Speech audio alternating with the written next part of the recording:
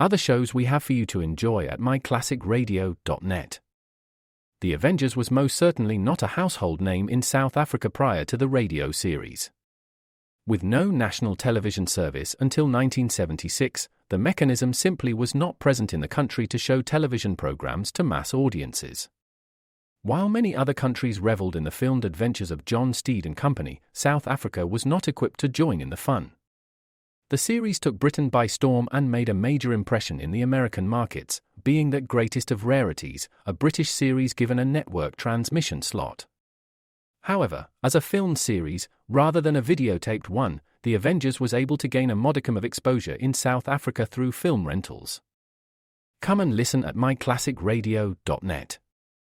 Other shows we have for you to enjoy at myclassicradio.net. 21 Precinct was a police drama broadcast on CBS from July 7, 1953, to July 26, 1956. It initially served as a summer replacement for My Friend Irma. The show was produced in cooperation with the Patrolmen's Benevolent Association of City of New York and adaptations from True Criminal in New York. The Policeman's Point of View. Historically, the 21st Precinct had been located near Gramercy Park, Manhattan. In 1929, the department reorganized the precinct numbering, and 21st designation was discontinued.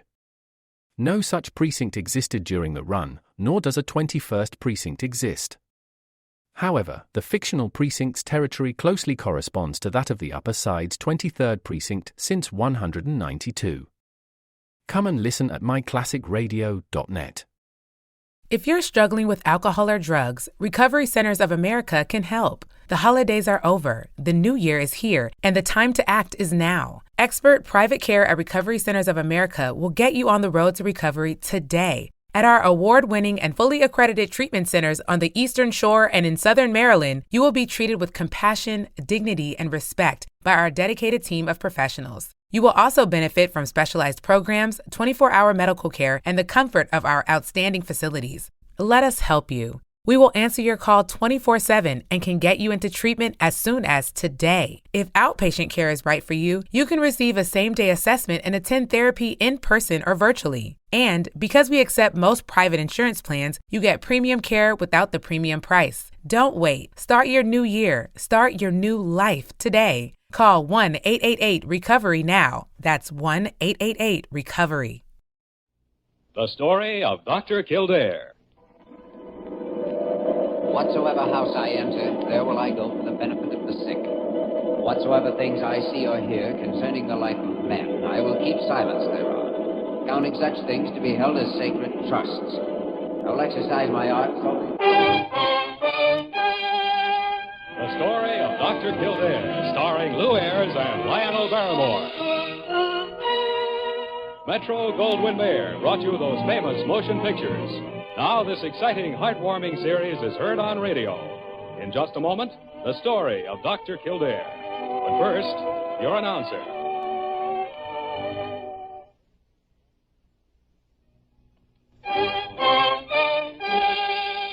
Now, The Story of Dr. Kildare, starring Lou Ayres as Dr. Kildare and Lionel Barrymore as Dr. Gillespie.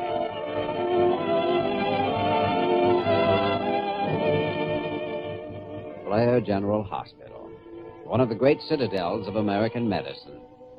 A clump of gray-white buildings planted deep in the heart of New York, the nerve center of medical progress, where great minds and skilled hands wage man's everlasting battle against death and disease. Blair General Hospital, where life begins, where life ends, where life goes on. What happened? What's wrong? Nothing's happened. Why are you all out of breath? Well, Parker said it was important, some emergency. Kildare, lock the door. Huh? I said lock the door. I don't want to be disturbed. Oh, sure, all right. Are you busy, Kildare? No, not a bit right now. Good. I thought we, might indulge in a game of checkers. What? Do you mean you went through all this mystery just to... Quiet, Kildare, quiet. The walls have ears. I'll set up the board. All right, let's live dangerously. Yes. It's confoundedly quiet around here, isn't it? So quiet and... Well, this afternoon it's getting on my nerves. That's only your diagnosis of what's getting on your nerves. What do you think's getting on my nerves? The 75 cents you owe me for the last 3 times we've played. Do you mean to infer I'm a poor loser, Kildare? Shh, the walls have ears. Now, you listen to me. Go ahead, move your man. For me concentrate, I will. I'm in conference. I can't be disturbed. Well, all right, Dr. Gillespie. Dr. Carew's on his way down with some people, and I thought you might like to put away that checkerboard before they got here. Ah, splats. Zounds, mate, we've been discovered. I'll put the board away in the bottom drawer here. I'll unlock the door. Now, how did you know we were playing checkers, Parker? Why else would you lock the door? Right in here, Mr. and Mrs. Van Court. Our doctors are very busy, but I'm sure they'll be very glad to spare you a moment. Mrs. Van Court, may I present Dr. Gillespie? How do you do, Dr. Gillespie? How do you do? And Dr. Kildare. Dr. Kildare. Very happy to meet you, Mrs. Van Court. And Mr. Van Court, Dr. Gillespie and Dr. Kildare. How do you do, Doctor?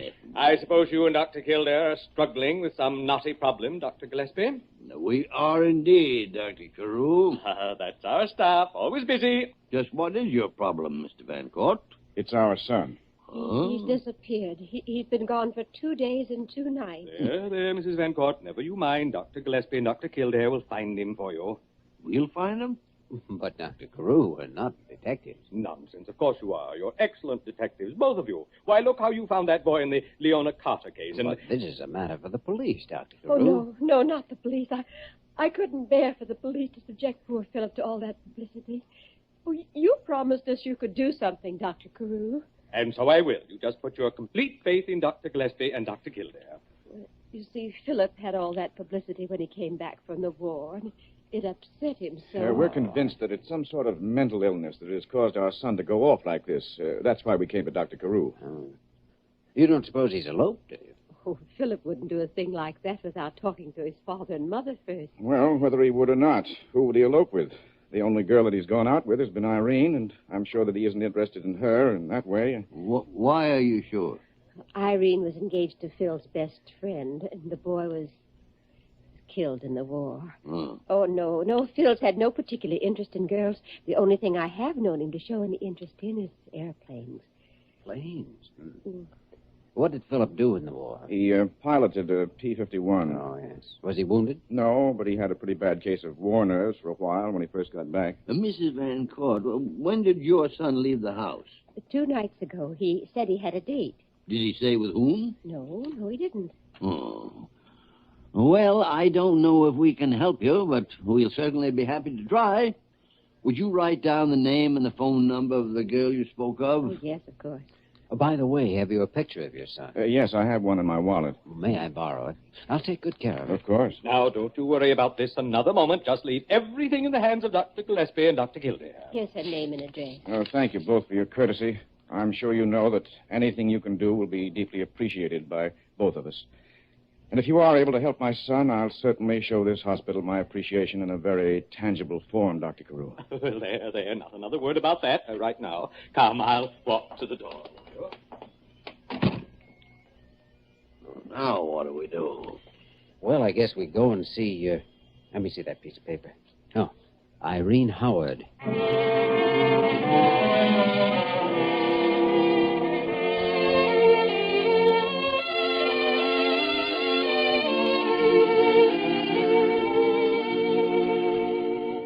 Miss Howard, I'm sorry to have to bother you, but Mr. and Mrs. Van Court asked us if we wouldn't... Oh, I'd be glad to do anything I can to help Philip. Have you any idea where he might be? Well, I don't know any more about it than his parents do. You two didn't have a falling out about anything, did you?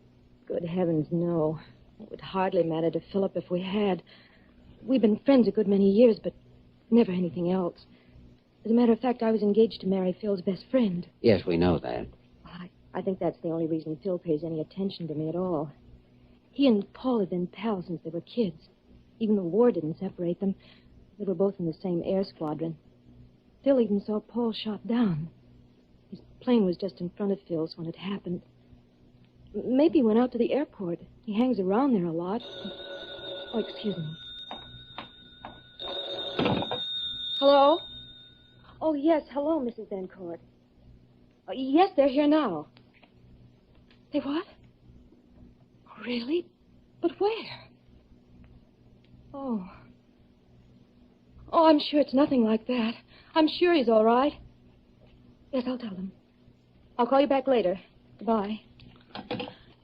They found Phil's car at Brighton Beach. Really? Was it empty? Yes, his overcoat was in it and his wallet, his money, his identification. The police just called her. Well, it's in the hands of the police, then. They think it's suicide. I'll go down and have a talk with the police captain. No, I think we should take a ride out to Brighton Beach. Oh, all right. You go your way and I'll go mine. I'll see you back at the hospital.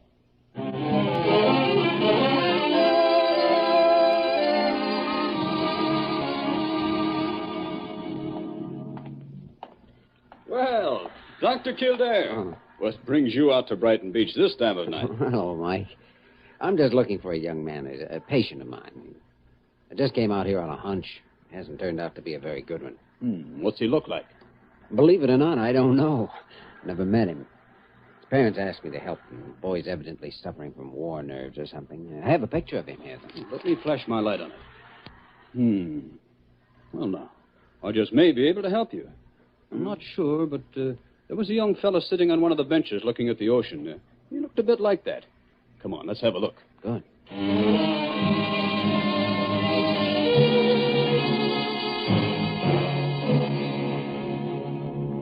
He's still there.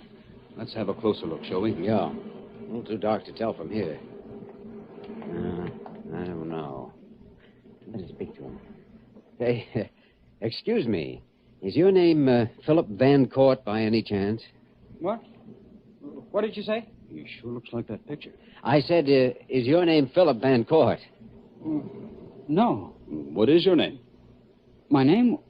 Why, my name is, wait a minute, I'll think of it in just a minute. It's... Isn't that funny? I don't know. I don't know what my name is. Look, I'm Dr. Kildare. I'm with Blair General Hospital in New York City. Now, if you're who I think you are, your parents are half crazy looking for you. I haven't got any parents. They're dead. Oh? What was their name? I don't know. What's that newspaper in your pocket? I don't know. May I see it? Sure. Phil, will you come back to the hospital and let me try to help you? Will you, please? Sure, I'll go with you. Why not? I haven't any place else to go. Sure.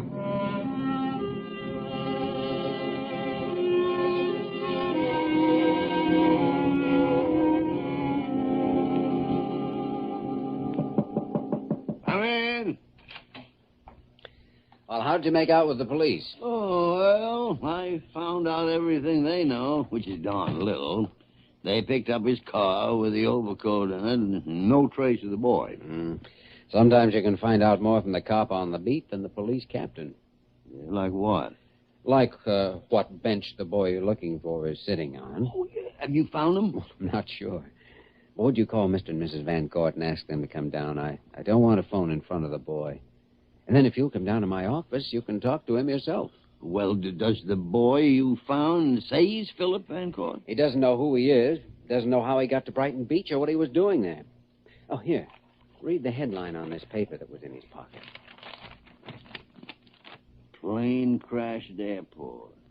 Well, this doesn't mean you found Philip Van Court. No, well, maybe not. But I do know I found myself a patient.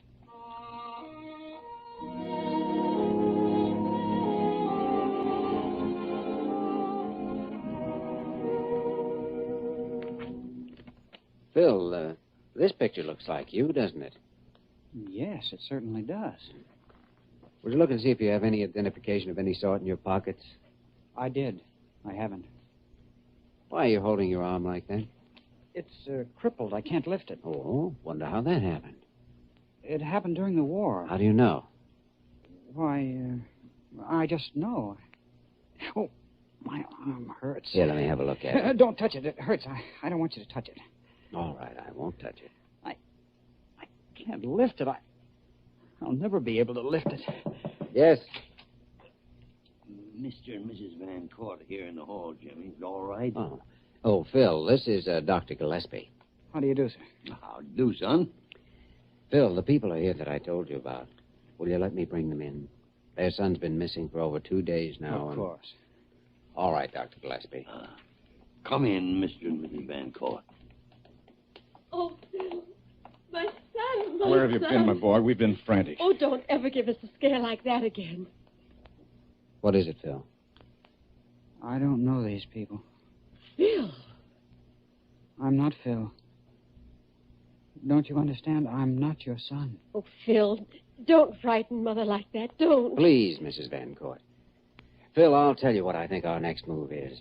I believe I'll put you to bed and let you get a good night's rest. We've had a long day, and in the morning we'll talk things over. Jimmy, why don't I take Phil down, get him fixed up with a room while you talk to Mr. and Mrs. Van Court? All right. Good night, Phil. See you in the morning. Sure. Thank you, Dr. Kildare. Good night. Good night. Good night. That's our son, Dr. Kildare. Yes. He has amnesia. Is that it, Doctor? Yes, that's it. What are we going to do? Apply psychotherapy. You can cure him, can't you? We stand a pretty good chance if we can find out what brought on the attack of amnesia. I think I know. I may be wrong, but I think I know.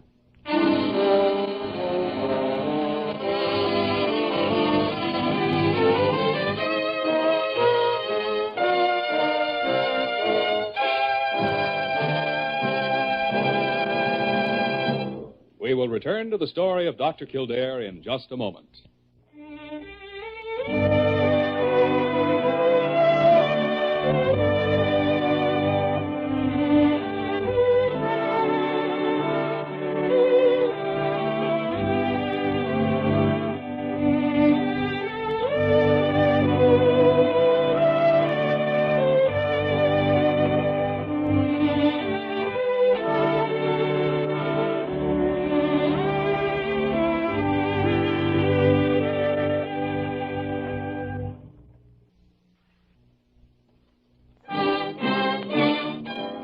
Now we continue with the story of Dr. Kildare, starring Lou Ayres as Dr. Kildare and Lionel Barrymore as Dr. Gillespie.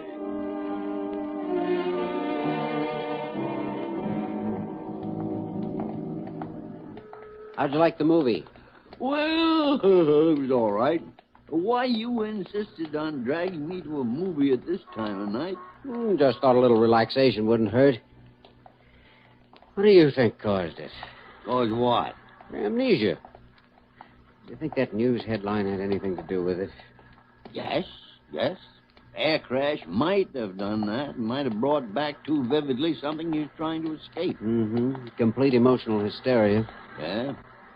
If this is true, have you decided how you want to treat the boy? Well, your favorite method has always been narcosynthesis in cases like this. That's exactly what I'd advise. Better have the boy's parents in tomorrow and talk to them about it. Mm. I'll call them first thing in the morning.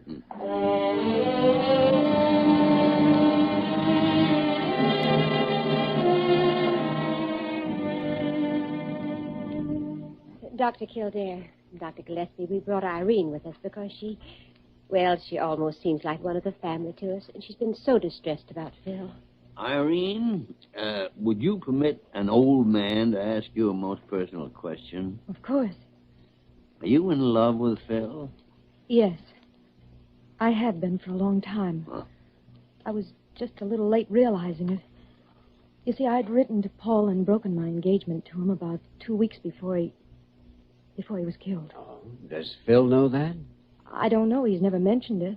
I see. Well, Mr. and Mrs. Van Court, I wanted to explain our method of treatment in cases like this. You see, along with the attack of amnesia, Phil has a partial paralysis of his arm. Now, there's absolutely nothing organically wrong with the arm. So Dr. Gillespie and I believe the amnesia and the paralysis are related. We'd like to use what we call the narcosynthesis method. That's been used quite a lot since the war, hasn't it? Yes, it has. What is it? It's a little technical, but I'll try to simplify it. We dull the pain sense of the ego so that repressed things may come to the patient's mind and be confessed.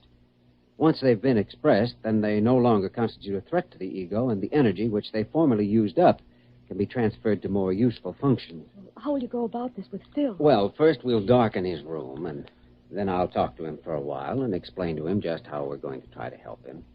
And when he's sufficiently relaxed and ready, we'll inject sodium pentothal into a vein. Then I'll ask him to count backwards from 100. And when he becomes confused and is unable to count correctly, we'll be ready to begin the treatment.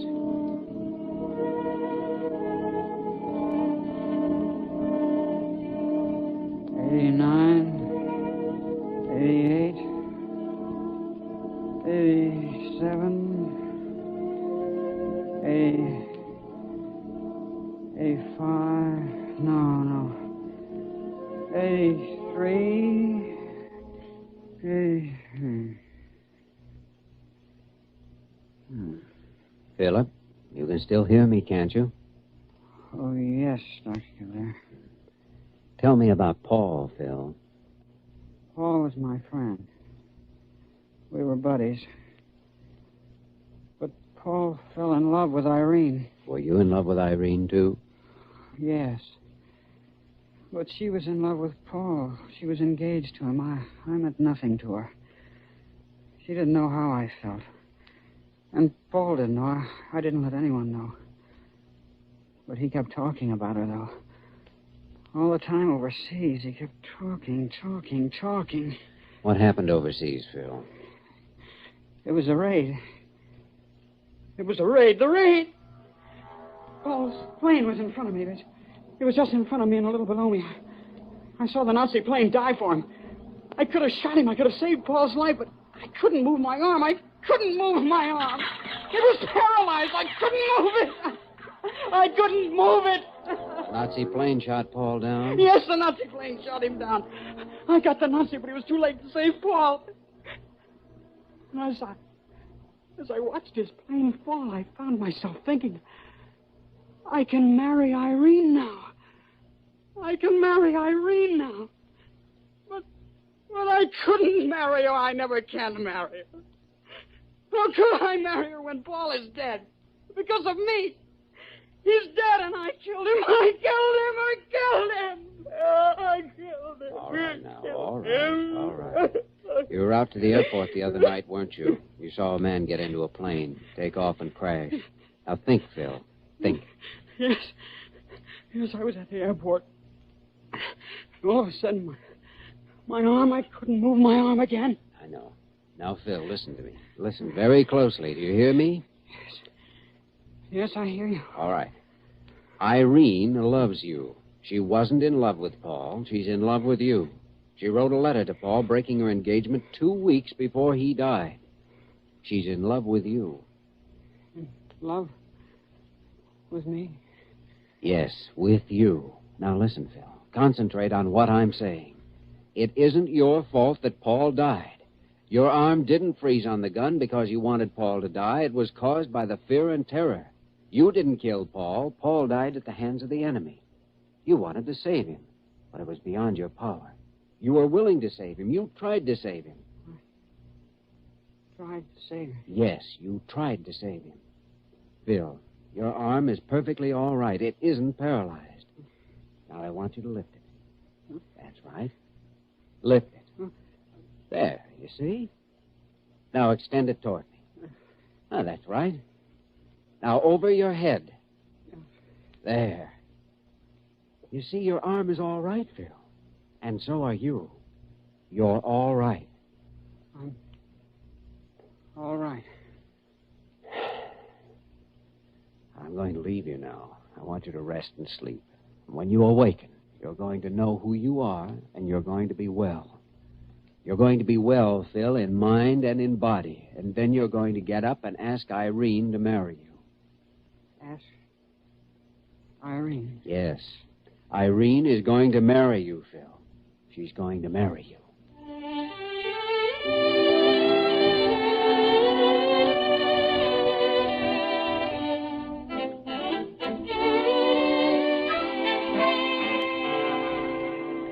Well, Phil, goodbye and lots of luck to you and Irene. Thank you, Dr. Kildare. I still can't believe that she actually said yes. You ought to believe it. My goodness, I practically proposed to you. We run a matrimonial bureau here as well as the hospital, too. Well, isn't it nice to see everyone so happy? Hello, Dr. Carew. Phil is leaving the hospital today. I know. Well, I told you just to leave everything to Dr. Gillespie and Dr. Kildare. Will I have any recurrence of the amnesia? No, Phil, no. The cause for the amnesia has been removed. You have nothing further to worry about. Oh, I know one thing. I certainly feel like a new man. Dr. Carew, I have a check here made out to the hospital. I wanted to make a donation to show our great appreciation. Well, now, that isn't at all necessary, but how very nice and thoughtful of you. On behalf of Blair General Hospital, I thank you. Of course, you shouldn't have done it, but I know the thought of the countless people who will benefit from your generosity will give you boundless pleasure. It will indeed. Goodbye, Doctor, and thank you again. Oh, goodbye. Lots of luck to you. Goodbye. Goodbye. Thank you so much. Well, that's that. Have you any emergency cases this afternoon? No. Well, lock the door. Uh-oh. All right, I'm with you, mate. Where were we on this check again? Don't spill the checkers. It was your move. That's right. So it was. You're right. Now, Kildare, keep your wits about you because I am going to assassinate you right here and now. Oh, just because you owe me 75 cents? Just don't know how to lose, do you? Never mind that. Never mind. It doesn't matter if you don't know how to lose, Kildare. Always remember as you go through life, the only thing that really matters is knowing how to win.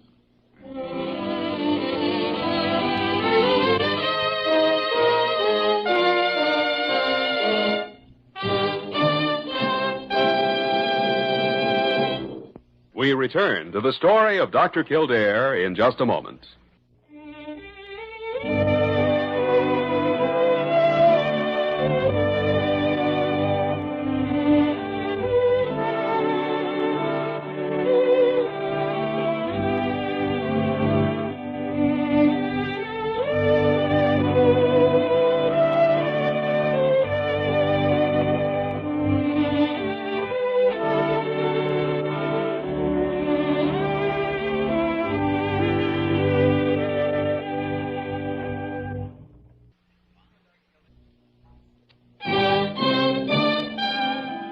Once again, the story of Dr. Kildare, starring Lou Ayres as Dr. Kildare and Lionel Barrymore as Dr. Gillespie.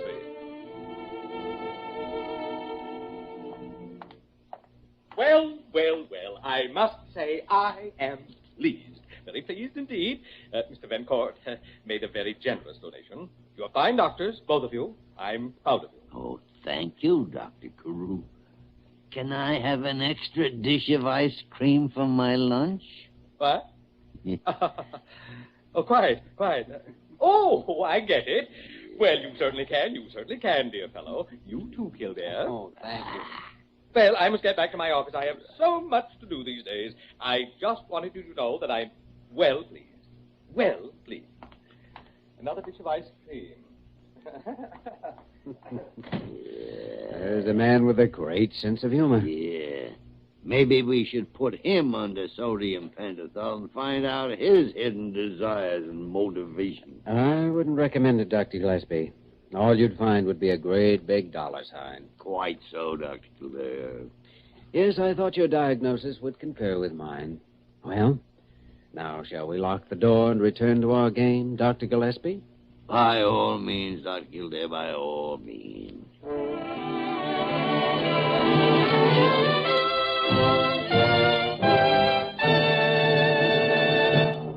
You have just heard the story of Dr. Kildare, starring Lou Ayres and Lionel Barrymore. This program was written by Gene Holloway and directed by William P. Russo. Original music was composed and conducted by Walter Schumann. Supporting cast included Virginia Gregg, Ted Osborne, Sam Edwards, Ted Von Elst, Gene Bates, Sarah Selby, and Dick Simmons. Dick Joy speaking.